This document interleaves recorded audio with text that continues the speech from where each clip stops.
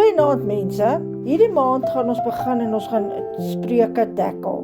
Ons begin met Spreuke 1 vanaf vers 1 tot 7, die doel van wysheid.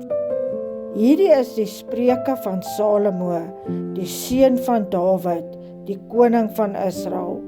Die doel van hierdie spreuke is om mense wysheid te leer en hulle te onderrig.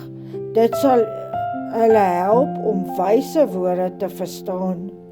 Deur hierdie woorde sal hulle dissipline leer en weet hoe om regverdig, reg en billik op te tree.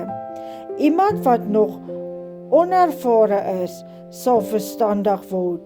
Die spreuke sal jong mense kennis gee en onderskeidingsvermoë.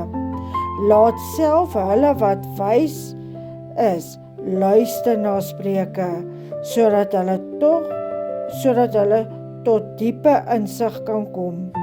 Wie reeds die nodige kennis het, kan die lewenskuns aanleer om spreuke en sinspelings, die woorde en raaisels en wyse mense te begryp.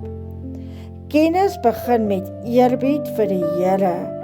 Net dwaase verag wysheid en dissipline.